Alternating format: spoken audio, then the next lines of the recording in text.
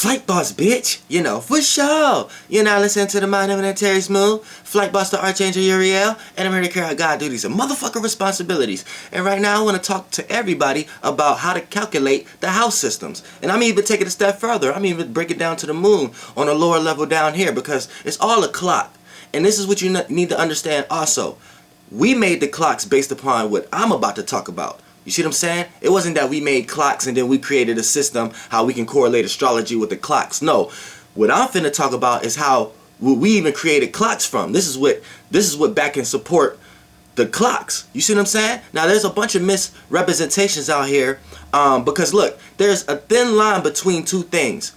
There's a thin line between you have people who learn about astrology and then they regurgitate it, so they come up with their own ideas about something that's regurgitated. And then there's a thin line between there's people here who understand and try to figure out how astrologers is coming up with these calculations from in the first place. Like, how are they even coming up to the conclusions that these things mean certain things in the first place? You see what I'm saying? And that's what my channel is about, getting you to understand how people are coming to these conclusions of these meanings and reasonings in the first place. You see what I'm saying? So we're learning how the most people who learn in general learn. So when we talk about the house system, right? Let me break this down before we dive deep into this. When we talk about the houses is backed and supported by the space, not the stars. So a big confusion comes in to where people who just learn about astrology and regurgitate it, they're regurgitating astrology from someone else regurgitation, and then that person didn't truly understand it, because we get confused when we call the houses the signs. You see what I'm saying? So that's one of the confusions when we call in the houses the signs, and people get confused between the two. When you need to understand that the houses created the signs. And confusion come in is because we're calling these houses the signs and things of that nature. So the houses is just the houses. But we know the houses created the signs because we know the space is more important than the physical representations that reside in the space. And how do you know that? Because you came from a space. We all come from a womb. And that womb is vibrating, is vortexing, got a certain energy. And then the more dense, the more weight is added, the more shapes and forms could come out of that space. Now what comes out of that space, what you would appear to see as lights, stars. Right? So once a star get birthed out of that space, the star moves along through space just as well as you, because you are a star. So you see what I'm saying? This is how we're able to look at the houses. So we correlate our space based upon where we at relative to us, based upon the equinoxes and the solstice and the equator. So this is why we're able to say, to know where something going, we have to know where it came from. So our first awareness of the Aries star constellation, let's just say we said when we started that on the equinox. So let's say on a higher clock, that's where we correlate the season of spring to. So we correlated the transition from spring to winter, and then we called it a transition and broke it into 4 pieces of pie and call it spring, summer, fall, winter. When really it's this spring, winter. You see what I'm saying? Now for the most part, that's breaking the thing into a duality, and you just witnessing the transition of a duality on a larger scale. But breaking it down here, we know the space is more important. So we know when Pacific stars are in Pacific spaces, we can kind of correlate what vibration or what conditions or what energies we're going to be experiencing based upon, we know where them stars coming, so we know what they're bringing, and we know what they're bringing into the space that was already vibrating in that certain energy, because the space that is in might have birthed other stars that's not there anymore. So that's what I'm saying. This is why it's important to understand a horoscopic system before you get to any fixed star or any type of Eastern type of science when it comes to understanding the stars that's ahead of you. Because understanding a horoscopic system, you will be able to know where you are and how these things relate to you. So it doesn't matter what star you're trying to look at from a fixed star perspective, you would know how it relates to you based upon the space it's in related to you. So now when we talk about the houses, let's go in deep. You got 24 hours throughout the day. So how we even started to make the time and calculate it, right? You got the sun rising on the east, right? So we started that and we calculated that at 6 a.m. in the morning, because AM, anytime AM, I is like the spirit or light or sight, and am represents the meaning morning being. So you see what I'm saying? It's like light being. So that's when it's correlated to yang. Yang is AM, PM is yin. That's going to another thing though.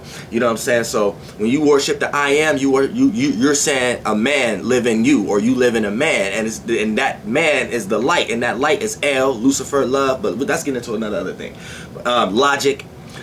But for the most part, when the sun is rising on the motherfucking eastern horizon, right? We labeled that from 6 a.m. Now, here's how you understand the transition and correlate it with the time we created. For the space that is in from 6 a.m. to 8 a.m., that will be the energy it gives off from Aries, right? The not Aries, but the first house. First house energy. But we know the first house created the Aries constellation. So the Aries constellation, the stars of it, is carrying the energy of the first house. And throughout their travels, they then added different personalities to themselves. But to know where someone is going, you got to know where they came from. So you always know what Aries is about. So whatever house is in, you kind of know how it's correlated. You get what I'm saying? So for the most part, we're not speaking of the stars right now. We're speaking of the space. So the first house from 6 a.m. Now, the way we calculate it from the clock closer to us, the closest stars to us, so we can calculate it, is the sun and the moon. So let's break it down. The sun, when we see the sun rise, we call that 6 a.m. Now, the whole energy, when it goes from 6 a.m. to 8 a.m., that it gives off the energy of the first house onto the earth, right? Now, from 8 a.m. to 10 a.m., it gives off second house energy. 10 a.m. to 12 p.m., it gives off third house energy. So this is a time you might start communicating and relating to a lot of things in your house, start wanting to call or pick up the phone and think about what you're going to do for the day. 12 p.m. to 2 p.m. is the fourth house. It gives off the fourth house energy of the day. Start cooking, may eat breakfast, get your house cleaned or whatever like that. Do things of that nature. You see what I'm saying? From 2 p.m. to 4 p.m. is the fifth house energy it gives off. This never changes. You see what I'm saying? This is how we understand our conditions, our weather and everything, our time. Now, from 4 p.m. to 6 p.m. is the sixth house energy. Now we getting into the next half of the day, 6 p.m. You know what I'm saying? Where people relating, people want to understand what they're going to ready to do for the rest of the day or whatever like that. It's giving off the seventh house energy from 6 p.m. to 8 p.m., right? Now, 8 p.m. to 10 p.m. is giving off eighth house energy. See what I'm saying? 8th house energy from 8 p.m. to 10 p.m. 10 p.m. to 12 p.m. is giving off 9th house energy. You sit back, it's like the end of the day, you collecting all the wisdom and knowledge and the information of your experience throughout the day, so you enlighten, you know what I'm saying? And things of that nature. Now, from 12 p.m. to 2 p.m. is motherfucking 10th house energy. So that's the 10th house energy. So now you go sit on your throne, your status, your bed, whatever, this, that, and the third, however. Now, did I say PM? I didn't mean to say PM, I meant to say AM. Now, 2 a.m. to 4 a.m., right, will be the 11th house energy. So 2 a.m. to 4 a.m. would be the 11th house energy. So now you're communicating logically, but on a broader level. So you might even be ready to go to sleep and dream and things of that nature. But it's a heavy mystical time, but a mystical time about reality things. Now 4 a.m. to 6 a.m. is the 12th house energy. See what I'm saying? 12th house energy. So this is the subconscious. You know what I'm saying? The subconscious. How to collect with the collective conscious. You know, and you're stuck between the left and the right brain. The yin and the yang. Because it's getting ready, the sun is getting ready to rise again, but it's just in the dream world. So it's understanding both realms. So this is this is the 12th house energy. So the 12th house created the Pisces star constellation. So those stars deals with imaginations and dreams and things of that nature. And they might daydream a lot. Because when you look at daydreaming, right, that's you in your imagination, but while you're still awoke. Now, what was I just explaining about the motherfucking 12th house energy from 4 a.m. to fucking 6 a.m. in the morning? So that house that gave that energy of the stars that's birthed out of it, the lights that's birthed out of it, regardless of where they at, right, they're going to carry out that energy. So when those stars, right, move, Pisces, right, they've been traveling, right? So when they move into other areas that birth other stars, they play out that imaginary daydreaming energy in that way. So say it moved over, right, in Pisces, then constellation, then moved over into Aquarius, right? So boom, these people is going to have dreams and imaginations. So like Aquarius people, you may be backed and supported by some Pisces stars, so you may have dreams, illusions, and you may daydream about reality and scientific things. You know what I'm saying? Logic and shit like that. So for the most part, that's how we understand the houses. Now, for the most part, the moon. Now, the moon correlates to the hourly. Because you see, because everything moves at its own pace. So since the moon is a little faster on our lower clock down here, this is how we calculate the moon. See, so you got 2 hours. So since the sun takes 2 hours to move through a house, it takes the moon 2 hours to move through the whole wheel, because it's on a faster route than the sun, and we know that because it takes the moon a couple days to move each sign, and it takes the sun a month. So on a larger scale, the sun controls the year and the moon controls the month. But on a lower scale, and how we talk about the houses in the space we are in, the sun controls the hour and the moon controls the minutes.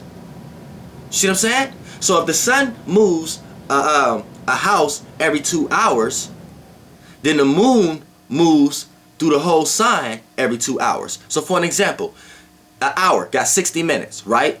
10, 20, 30, 40, 50, 60. So that's 60 minutes. So that's 6 signs. So the first hour, the moon go through the first 6 signs, right? So for an example, like from 6 a.m.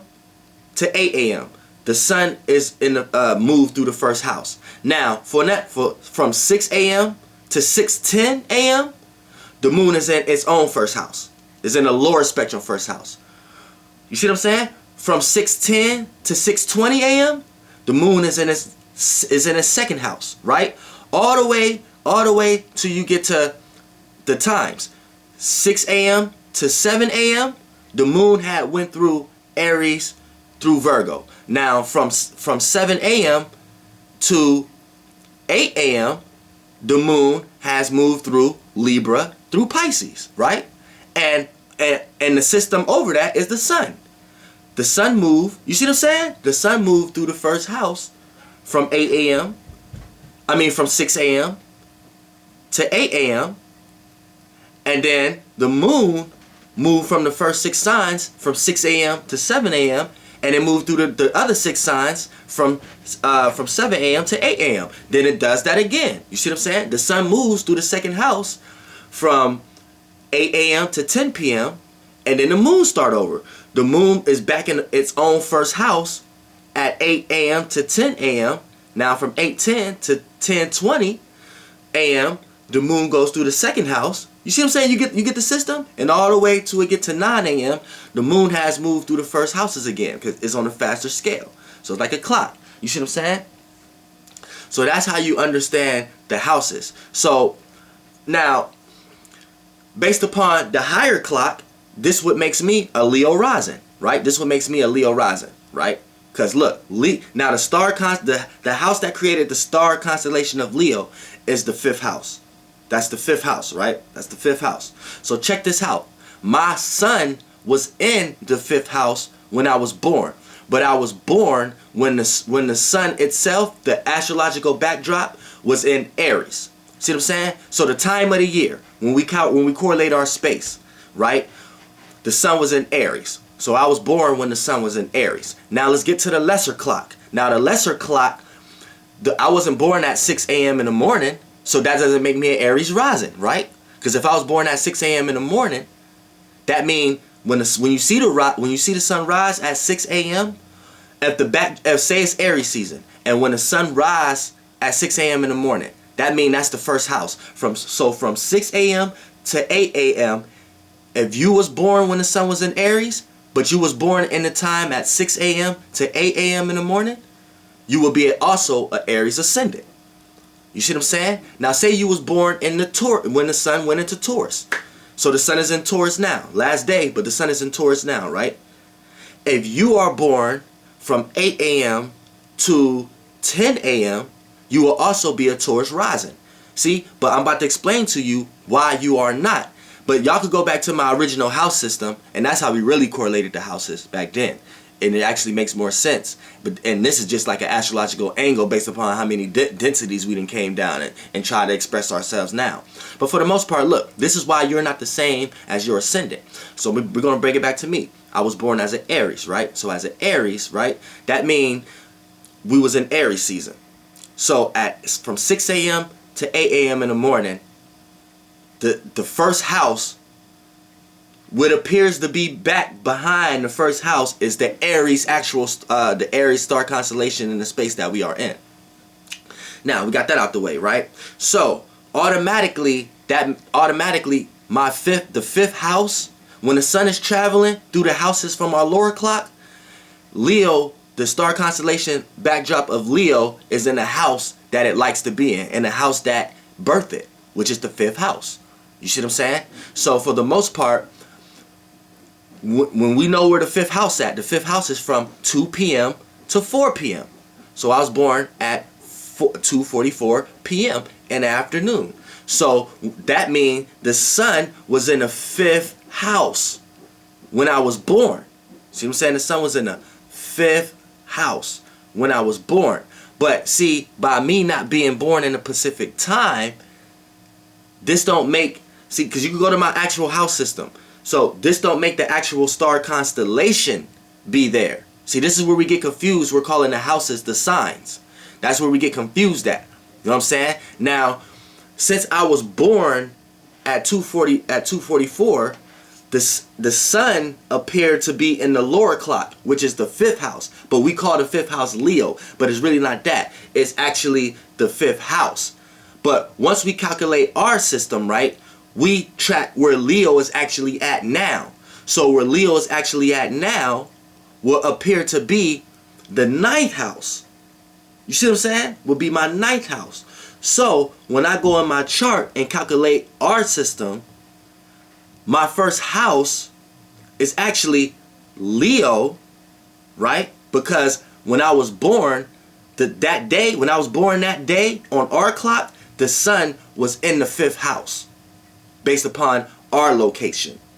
Now I ain't talking about the greater clock. The greater clock, it was in Aries. This is why Aries appeared to be the rising from 6 a.m. to 8 a.m.